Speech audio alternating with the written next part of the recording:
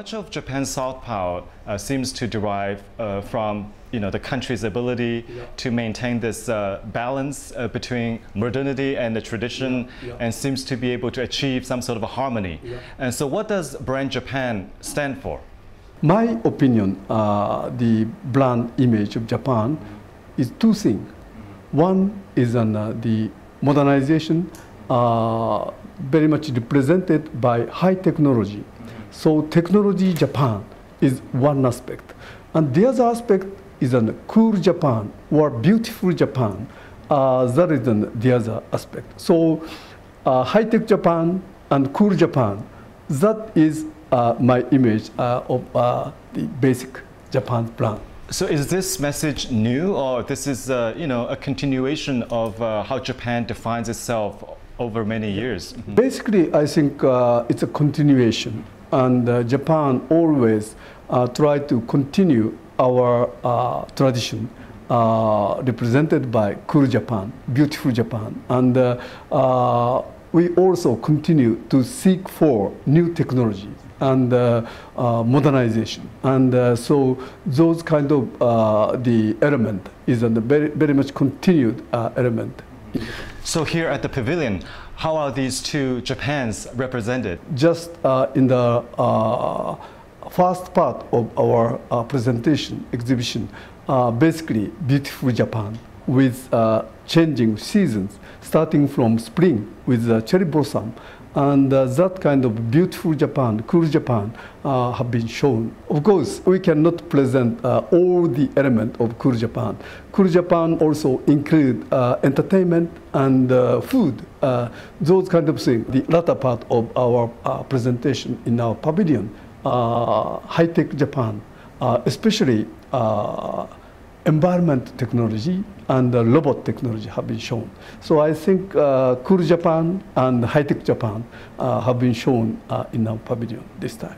Well, in the pavilion, I also noticed that there are quite a few of these exhibits are sponsored by some of these very well-known Japanese brands and companies.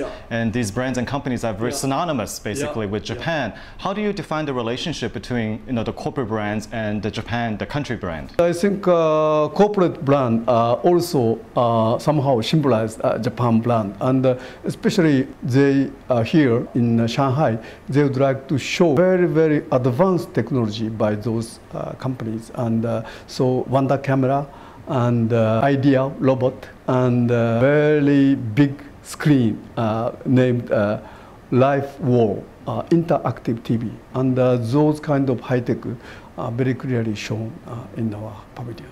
When you talk about the beautiful, the cool Japan, the cultural presentations in the pavilion seem to be more heavily emphasizing the traditional culture, but we all know that Japanese popular culture is very popular among people overseas, and especially the younger generation. Why in the pavilion there's such a focus primarily on the traditional culture?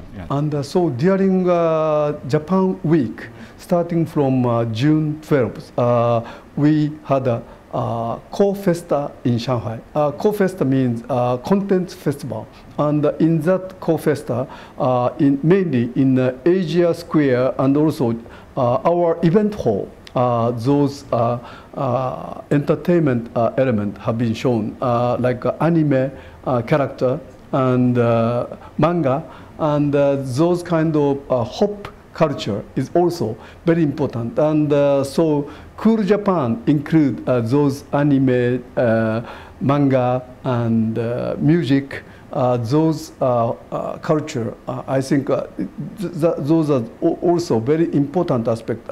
And so here in Shanghai, we also would like to appeal that kind of attractiveness of Japan. Just finally, if you can offer a little bit final thoughts on using the Expo, the pavilion, as an instrument of public diplomacy, reaching out to foreign publics. Any thoughts on that?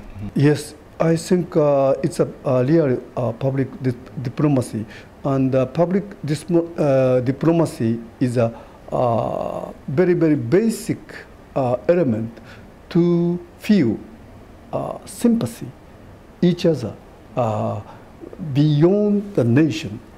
We live together and hand in hand And so that message, we had better to be hand in hand for better life and better city. And in this Shanghai Expo, I think the friendship between Japan and China, and Japan and China and all the world friendship will be enhanced. I really hope so. Thank you very much. Thank you.